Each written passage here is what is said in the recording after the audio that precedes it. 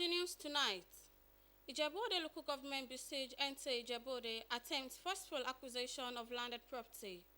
Beyond water, correspondent examines economy, social benefits of Omoba Abimbola Onobanjo's 52 boreholes in Ijebu Ode. Plus, Governor Ademola Adeleke, deputy, receives certificate of return.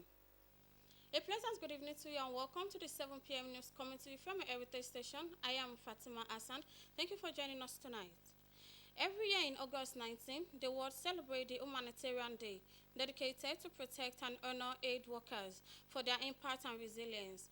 Ruth Aguale reports that the theme for this year centers around advocating for strengthening global solidarity and empowering local communities, with ongoing advocacy centered around the ongoing Act for Humanity. The report.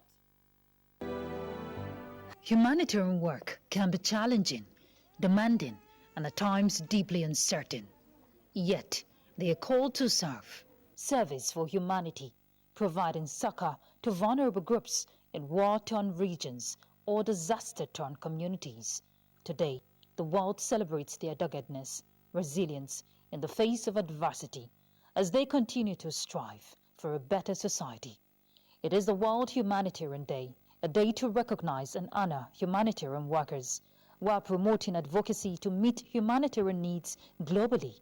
As humanitarian actors continue to advocate for the protection of humanitarian workers, the burden of humanitarian crisis in the wake of dwindling international funding, the nation is embracing sustainable, locally driven and nationally led humanitarian responses, placing greater responsibility for coordination and response on governments and local actors. The Minister of Humanitarian Affairs and Poverty Reduction assures that Nigeria has nothing to fear in the wave of global humanitarian resetting. We have nothing to worry. We have nothing to be scared. The President has shown a high level of care for those vulnerable people in Nigeria, and I'm sure this is no different.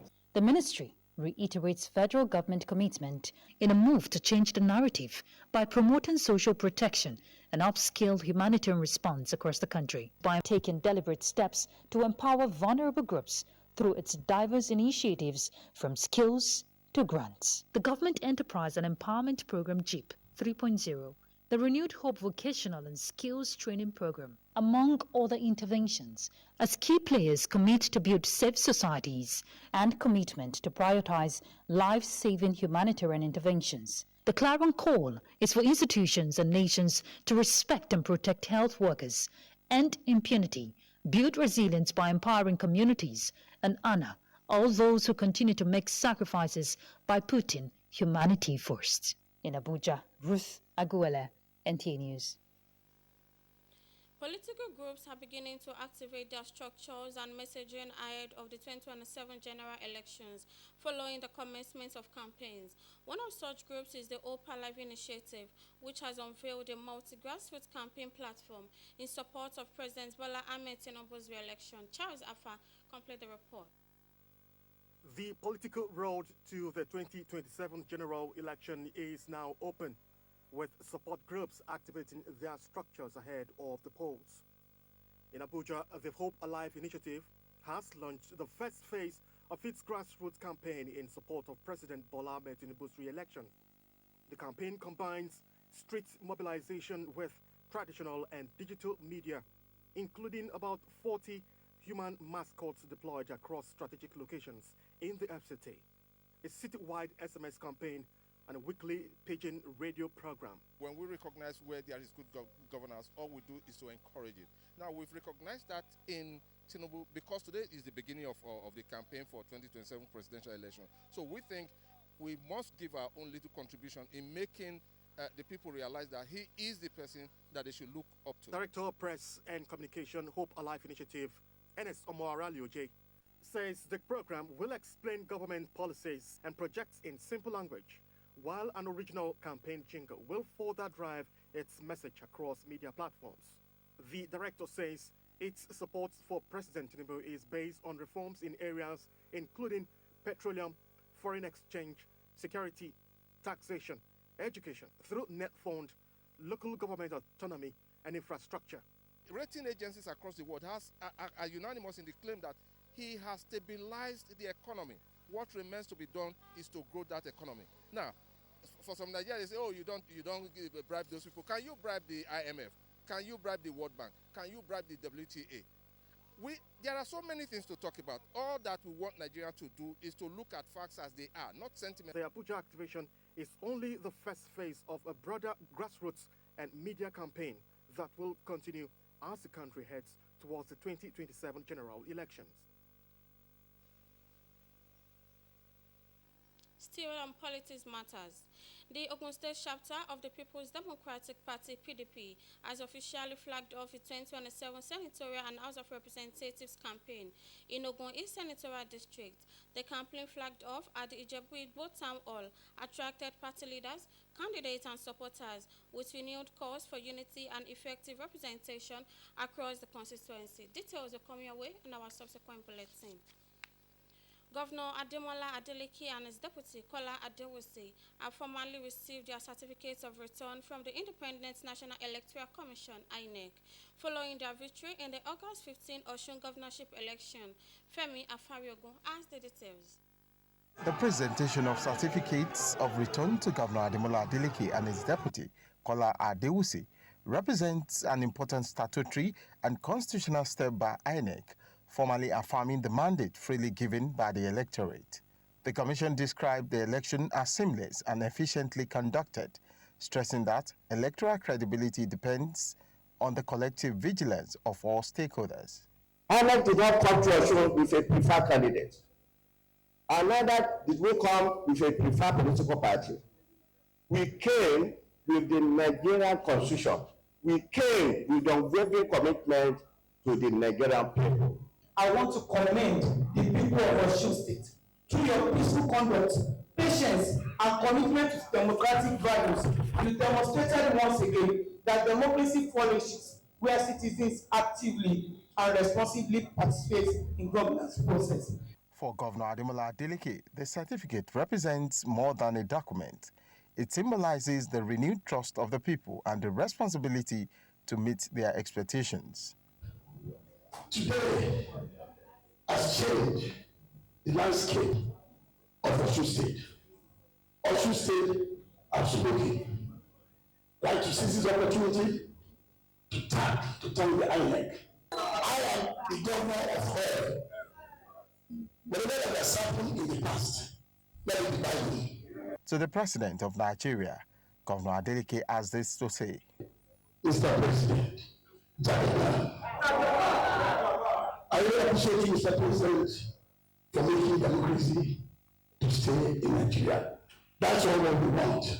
The presentation marks the end of one phase of the democratic journey and the beginning of another, which is translating the people's mandate into effective governance.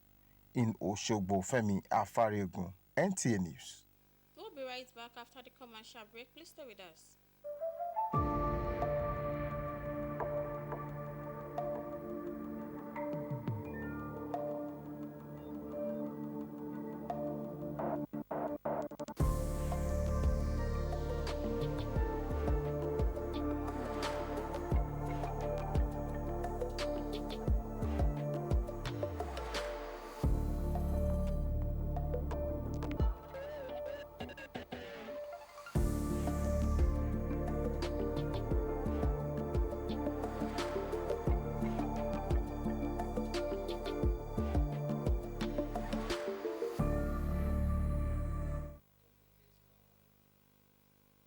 Welcome back and thanks for joining us. The authority of Ijebu Ode local government, led by the council vice chairman Titilayo Adeyemi, today besieged the premises of Nigerian Television Authority, Nta Ijebu Ode, to forcefully take over part of the station landed property. The development occurred early this morning when the security personnel alerted the officer in charge, Jimoh Abdusalam, that the local government chairman, Honorable Dare Alibioshu, and his entourage were expecting part of the station landed property without prior notification. Later in the day, the vice chairman, Honorable Titilayo Adeyemi, arrived at the station with some men with the intention of taking over a block of buildings within the premises for use by magistrate court. This led to a confrontation between the local government officials and station's management. The vice chairman and the officer in charge spoke further on the development. I'm the vice chairman of the local government. Yeah, and all these properties belongs to the community. So I was wondering. We are very sorry for that. We are acting on instruction. Last year, or 2 years ago, he came here that NTA land belongs to them, where he apportioned part of the land to the judiciary for use, which we equally have written a letter to the headquarters based on that, and even informed properties. But coming here this morning, some people came that the chairman sent them here to come and do measurement and whatever, which we don't allow them to come into the premises. Later, the vice chairman came.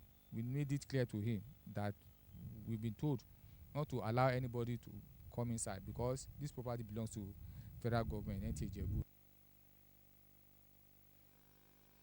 In most communities, borehole simply means access to water, but in Ijebu Ode, the 52-borehole initiative by philanthropist Omoba Abimbola Onobanjo is also creating jobs and boosting livelihood.